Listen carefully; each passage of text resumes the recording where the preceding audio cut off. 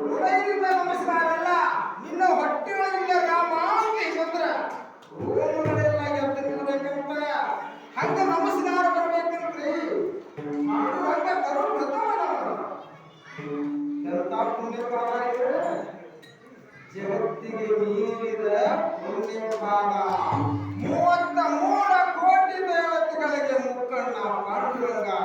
ಇಂಥ ಪಾದ ಪುಣ್ಯವಂದ್ರೆ ಇನ್ನೊಂದು ಪಾದ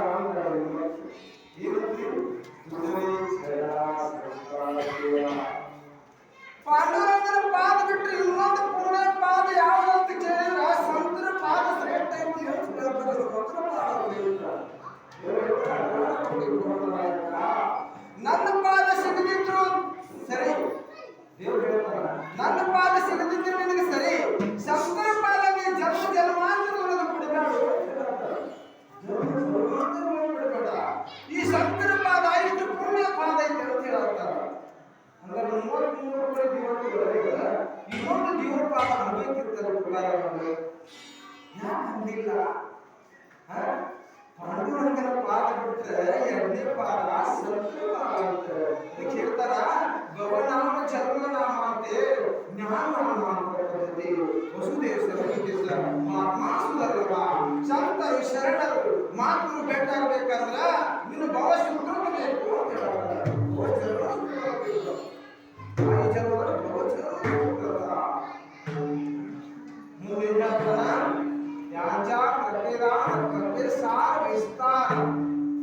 बाबाजी सद्गुरु ದುರ್ಗಂತ ಮಾತರಿಗೆ ಈ ಊರಿನ ಹುಡುಗಿಯರಿಗೆ ನನ್ನ ಎರಡನೇ ನಮಸ್ಕಾರ. ಈ ನಮಸ್ಕಾರ ಸಲ್ಲಿಸಿ ಇಲ್ಲೇನ್ ಹೇಳ್ತಾರಂದ್ರ 4 ವೇದ 6 ಶಾಸ್ತ್ರ 18 ಪುರಾಣ 4 ವೇದ ರೀ. ತುಕಾರಾಮ್ ಏನು ತುಪ್ಪ ಮಾಡಿ ಬರದ ತುಕಾರಾಮ 5ನೇ ವೇದ ಮಾಡಿ ಬರದವರು ಸ್ವಂತ ತುಕಾರಾಮ ಒಬ್ಬರೇ. ಮತ್ತು ಏನ್ ಹೇಳ್ತಾರ? ನನ್ನ ಬಾಬಾಜಿಯವರು ನನ್ನ ಹೃದಯದೊಳಗೆ ಕುಂತ ಏನ್ ಮಾತಾಡ್ತಾರ ನಾ ಅಷ್ಟೇ ಮಾತಾಡೋದು.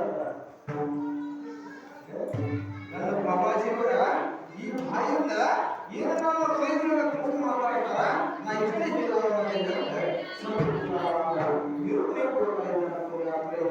ಅದೇ ಪ್ರಕಾರವಾಗಿ ಗುರು ಹಿರಿಯರು ಕಾಯುತ್ತಿರುವ ಸಂತ ಸಂತರಿಗೆ ನನ್ನ ನಮಸ್ಕಾರವನ್ನು ಸೇರಿಸುತ್ತಾ ಇಲ್ಲೇನು ಮಾಡೋದಂದ್ರೆ ನನ್ನ ಗುರುಗಳಾದಂತ ಬಾಲಿಕರು ಮಸ್ಕರು ಗೋಪಾಲ ಮಹಾರಾಜ್ ಇಲ್ಲಿ ಆರೋಗ್ಯ ಸಮರ್ಥರು ಸದಾ ಮಕ್ಕಳು. ಈ ಗುರುವಿನ ಅದೇನಂತಾರ ಹರಮುನಿದರು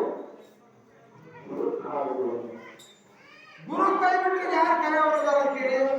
ಅದೇನು ಹರಮುನಿಯರು ಗುರು ಕಾಯುವುದು.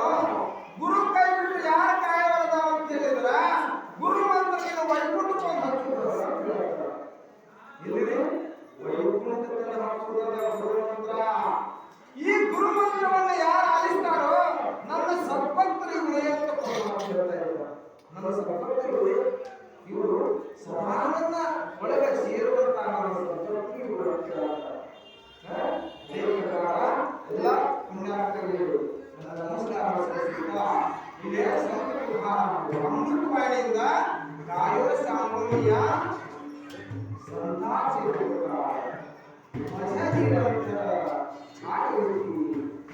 ಒಂದ ದಿನ ಸೇವಾ ಮಾಡಿದ್ರೆ ಬರೋದು ನಿರಂತರ ನಿರಂತರ ನೋಡು. ನಮಗ ಇಂಥ ಕೆಲಸ ಮಾಡಕ್ಕೆ ಟೈಮ್ ಅದ, ಉಸಿರಿಗೆ ಟೈಮ್ ಅದ. ನಮ್ಮ ಉಸಿರಿಗೆ ಟೈಮ್ ಅದ, ಇಷ್ಟ ಟೈಮ್ ಇಲ್ಲ ಅದಕ್ಕೆ ಇಷ್ಟ ಇಲ್ಲ. ಇಲ್ಲಿ ಒಂದು ತಾಸು ನಾನು ಎಷ್ಟು ತಗೊಂಡು ಉಸಿರಿ ರೇಟ್ ಬರೀ 1 ಸೆಕೆಂಡ್ ತಗೊಂಡ್ಬಿಟ್ಟ ಯಾವ ಆಸ್ಪತ್ರೆಗೆ ಆದ್ರೆ ಹೆಂತ ಅಂತ ಹೇಳ್ತಾರೆ. ದೇವರು ಕೊಟ್ಟ ಶರೀರ ಇದು ಎಂತ ಶರೀರ? ಸಂಪತ್ತು ಶರೀರ, ಸಂಪತ್ತಿನ ಶರೀರ.